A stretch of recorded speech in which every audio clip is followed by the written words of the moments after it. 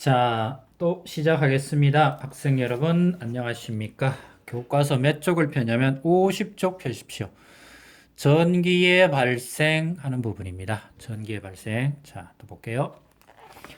1단원에서 우리는 어디까지 배웠습니까? 우리는 1단원에서 제일 먼저 시작했던 게 분자가 아니고 원소 시작했고요. 원소에서 원자, 그 다음에 분자 이까지 했고요. 제일 마지막에 했던 게 이온 이런 얘기했습니다. 이온에는 양이온과 음이온이 있다. 그리고 이온은 주로 어디에서 하는가? 이온이란 말은 주로 수용액에서 한다. 그랬죠. 수용액에서 양이온, 음이온, 수용액에서 전기를 가진다. 양전기, 음전기를 가지면 그 녀석을 뭐라 그런다? 이온이라고 한다. 이렇게 불렀고요. 그러면 이번 시간에 해야 될 것은 무엇입니까? 전기의 발생 그러죠.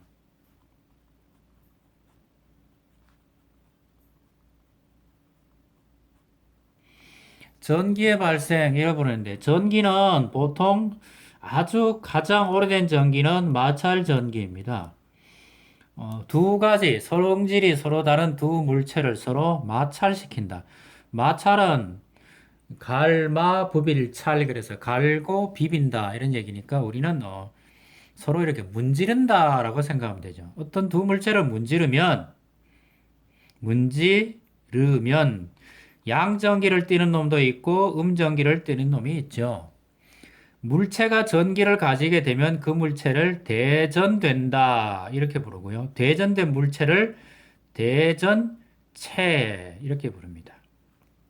양전기, 음전기를 가지게 되면 대전된다 또는 대전 이렇게 부르고요. 대전체 이렇게 부르죠. 양전기, 음전기 그랬으니까 원자는 주로 뭡니까? 제가 중성이다라고 그랬고 중성은 핵이 가진 양전기와 전자가 가진 음전기의 전기량이 어떻다? 전기량이 같다 이렇게 부르죠. 전기량이 같은데요. 양전기는 핵이 가지고 있고 음전기는 누가 가지고 있어요? 전자가 가지고 있다. 앞에서 다 했던 얘기입니다. 핵이 가진 양전기는 질량이 커서 질량이 굉장히 크다. 그래서 움직인다, 못 움직인다, 운동을 못 한다. 여기 있는 전자는 질량이 굉장히 작다 그랬고요. 그래서 운동을 한다. 운동한다는 얘기는 전자가 떨어지고 전자가 붙는다는 얘기죠. 전자가 떨어지면 양전기, 전자가 붙으면 무슨 전기? 음전기 이렇게 부르죠. 양전기를 가지거나 음전기를 가지는 걸 뭐라 불러요? 대전된다 또는 대전 이렇게 부르고 대전된 물체를 뭐라 불러요? 대전체 이렇게 부르죠. 양전기와 음전기, 전기 사이에 작용하는 힘, 무슨 힘? 전기력. 보통 이렇게 붙죠. 같은 전기, 청력, 다른 전기, 인력 이렇게 부르죠. 청력과 인력 이거 뭐라고? 대전된다 이렇게 부르죠. 우리 주변에서 마찰전기 때문에 생기는 게 있습니까? 마찰전기 때문에 생기는 게 있습니까? 마찰전기를 활용하는 것은 굉장히 많습니다. 옷이 달라붙을 때, 겨울철에 잘 생기죠. 옷이 달라붙을 때, 그 다음에 식당에서 음식 포장해 올 때 랩을 쫙 잡아 당기죠. 그때 마찰전기 생깁니다. 먼지털이, 먼지떨이라 그러나요? 먼지떨이, 이 녀석들도 마찰전기고요. 아니면 자동차에 보면 이런 게 있어요. 자동차 먼지털이 그래서 쓱쓱 문질러 가지고 자동차 앞뒤에 있는 먼지 터는 거.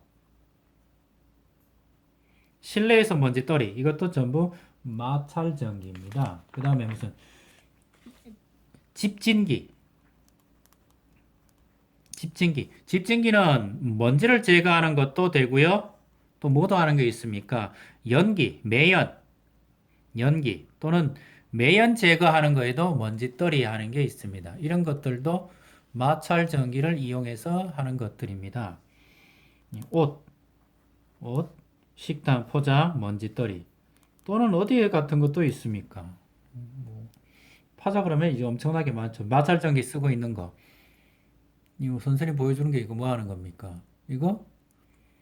요 뒤에 고무가 달려 있는데요. 이게 터치펜입니다. 터치펜보다는 이제 휴대폰이나 뭐 휴대폰이나 노트 같은 거 이렇게 쓸 때 요거 뭐 터치펜, 터치 스크린이라 그러나요?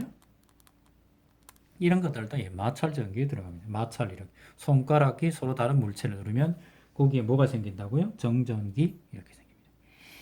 근데 마찰전기는 움직일 수 있습니까? 못 움직입니까? 못 움직이죠. 그래서 마찰전기는 또 다른 말로 뭐라 그럽니까? 정전기 이런 말도 씁니다. 전기를 띠게 하는 방법에는 지금 제가 했던 것 중에 마찰전기 하는 게 있고요. 교과 3페이지 넘기시면 무슨 내용이 나옵니까? 교과 3페이지 넘기시면 무슨 얘기가 나옵니까? 무슨 얘기가 나와요? 정전기 유도가 나오죠. 정전기 유도는 뭘 하는 겁니까? 전기력을 이용하는 겁니다. 전기력, 양전기 사이에는 청력이, 음전기 사이에는 인력이 발생하죠. 틀렸나요? 같은 전기는 청력, 양전기, 음전기 사이에는 인력이, 또는 음전기, 양전기 사이에도 인력이 발생하죠. 이걸 이용해 가지고 전기를 가지게 하는 것. 이걸 정전기 뭐라 불러요? 유도라고 합니다. 정전기 유도는 마찰을 시킵니까? 안 시킵니까? 안 시킵니다. 정전기 유도는 마찰을 안 시킵니다. 가장 대표적인 게 뭐 어떤 거 있습니까? 뭐 이런 막대기를 생각해 보십시다. 이런 막대기에 아무것도 없으면 이런 막대기는 전체적으로 전기적으로 뭐예요? 전기적으로 중성이에요. 근데 여기에 음전기를 띠고 있는 물체를 가지고 와요. 음전기를 띠고 있는 물체를 이렇게 가지고 오면 음전기를 가지고 있어요. 음전기. 그러면 음전기와 가까운 이쪽은 때문에 정전기력이라는 것 때문에 전기력 또는 정전기력 때문에 양전기들이 이렇게 몰려듭니다. 그럼 반대쪽은 어떻게 됩니까? 반대쪽 이쪽 부분은 음에서 떨어져 나갔던 양에서 떨어져 나간 음전기들이 이렇게 모여 있습니다. 그래서 중성인 녀석이 누구 때문에? 음전기를 가지고 있는, 즉 대전체 때문에, 대전체로 인하여 가까운 쪽에서는 다른 전기, 가까운 쪽 다른 전기, 먼 쪽에는 같은 전기. 이렇게 같은 전기, 다른 전기, 전기를 띠죠. 근데 마찰 시켰어요? 안 시켰어요? 안 시켰어요. 그래서 이건 뭡니까? 마찰 없이 뭘 해요? 전기를 가지게 한다. 마찰 없이 전기를 가지게 한다. 이걸 뭐라 불러요? 정전기 유도라고 그럽니다. 마찰 없이 전기를 가지게 한다라고 그래서 정전기 유도 이렇게 부릅니다. 정전기 유도에 써먹는 것들이 무엇이 있습니까? 우리 주변에 제일 많은 것들이 우리 주변에 정전기 유도를 이용해서 검전기 하는 게 있죠. 검전기는 전기 종류를 알게 할 수 있습니다. 그리고 대전의 유무도 알고 할 수 있습니다. 정전기 종류 대전의 유무를 알고 있는 게 정전기입니다. 정전기는 이거는 실험실에서 사용하니까 한 번 더 연습을 할 기회가 있을 겁니다. 그리고 생활에 정전기 유도 활용하는 게 많습니까? 활용은 어마무시하게 많습니다. 엄청 많아요. 가장 대표적인 게 뭡니까? 피뢰침입니다. 피뢰침. 두 번째 있는 게 각종 전자기기입니다. 각종 전자 휴대폰부터 시작해서 뭐 노트북부터 모든 것들 다 하다못해 뭐까지입니까? 하다못해 여러분들이 쓰고 있는 뭐 복사기까지 공기청정기 이런 것들 전부 정전기 유도를 이용하는 것들입니다. 이 정전기 유도. 근데 뭐 터치 스크린 이런 것들도 정전기 유도고요. 우리 주변에는 이런 것들이 많습니다. 피레침의 원리 조금 설명하고 갈까요? 피레침은 정전기 유도입니까? 정전기 유도가 맞습니다. 근데 어떻게 시작하는 겁니까? 자, 해볼게요.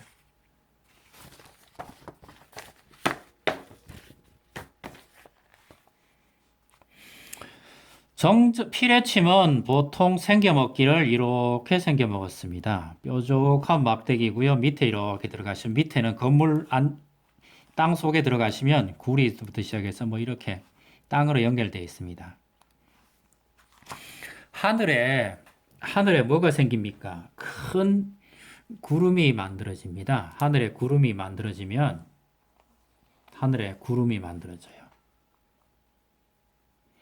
하늘에 구름이 만들어지면 이 구름 속에는 뭐가 있습니까? 먼지들이 굉장히 많습니다. 그리고 구름과 먼지가 있으면 이 녀석들이 뭘 가지고 있습니까? 정전기를 가지고 있습니다. 자, 이제 생각 잘 하셔야 돼요. 정전기를 가지고 있습니다. 무슨 전기입니까? 음전기입니다. 그럼 그림 빨리 생각해 보세요. 음전기가 구름 속에 이렇게 있다는 얘기입니다.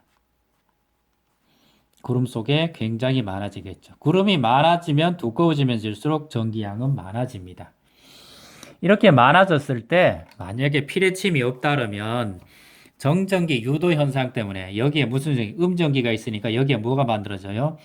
양전기가 이렇게 모일 겁니다. 땅에. 그래서 양전기가 모여드는데 이걸 정전기 유도입니다. 하늘과 땅 사이에 거리가 충분히 있다 보니 양전기가 어마무시하게 몰려들어도 방전이 안 일어납니다. 공기 중에서 양에서 전류가 흐르니까 번개는 이렇게 올라가는 거예요. 번개는 밑에서부터 전류는 양에서 음으로 흐르니까 위로 올라가는 겁니다. 내려온다 생각할 수도 있지만 기본적으로 밑에서부터 위로 올라갑니다. 근데 번개가 꽝 하고 차야 되는데 이 공기는 뭐예요? 전기 통해요? 안 통해요? 안 통하죠. 안 통하다 보니까 전압이 점점 높아집니다. 전압이 크게 증가합니다. 크게 증가하면 어떤 일이 생겨요? 전압이 크게 증가하면 번개가 어마무시하게 세지겠죠. 번개가 어마무시하게 세지면 땅으로 번개가 떨어지죠. 그거 낭뢰, 벼락 이렇게 되는 거죠.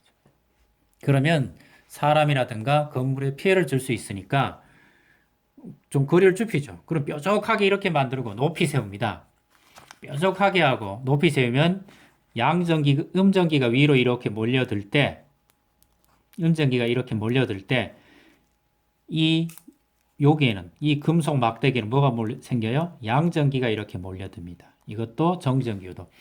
그러면 요 사이가 짧다 보니까 벼락이 이렇게 치고 말죠. 그럼 이 벼락은 낙뢰는 어디로 떨어져요? 땅속으로 흘러 들어가죠. 그러니까 작은 피레침의 개념은 작은 낙뢰를 만든다예요. 틀렸네. 작은 낙뢰, 벼락을 만드는 거예요. 크게 만드는 게 아니고 작은 거.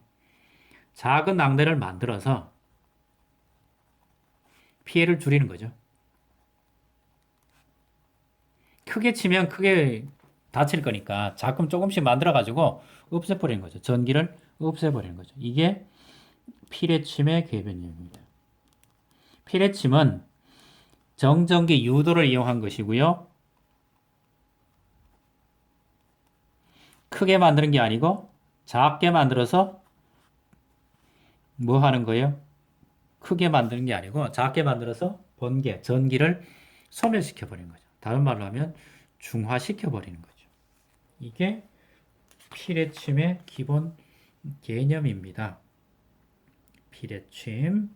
자, 우리 여기까지 하면 우리 다 됐습니다.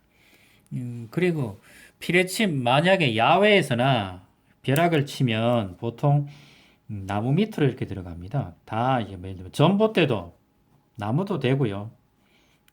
전신주, 철탑 이런 것들도 이 피리침 역할을 해줍니다. 그랬을 때 무한정 되는 게 아니고요. 이렇게 높이 봤을 때 이거는 땅이고요. 땅이고 이게 뭐 나무라 그럽시다. 나무라 그러면 이렇게 나무가 이렇게 있겠죠. 나무가 이렇게 있으면 나무 밑에 가시면 안 됩니다. 나무 밑에 가면 벼락을 맞을 염려가 있기 때문에 반드시 어디로 가야 됩니까? 이렇게 그림을 대충 그리세요. 그럼 이 각이 몇 도입니까?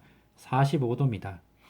여기는 위험한 지역입니다. 나무 바로 짝 밑에 가시면 안 돼요. 나무 밑에 가시면 안 돼요. 그리고 나무에서 좀 떨어진 지역. 이런 지역은 안전한 지역입니다. 이런 지역. 이런 지역. 이런 지역의 자세는 낮게 하고 있어야 됩니다. 높게 하시는 게 아니고 낮게 하고 있으면 괜찮습니다. 이 지역은 위험합니다. 벼락이 떨어지면 전류가 이리 흐르게 되겠죠. 그래서 이 지역은 안 되고 충분히 거리를 두고 좀 멀리 떨어진 지역, 요 45도 안쪽으로 이렇게 들어가시면 됩니다. 너무 멀리 가시면 것보다는 이게 안전한 지역입니다. 자, 이게 우리 교과서에 나오는 정전기 유도까지입니다. 다음 시간에는 교과서 56쪽을 하겠습니다. 고생하셨습니다. 여기까지 할게요.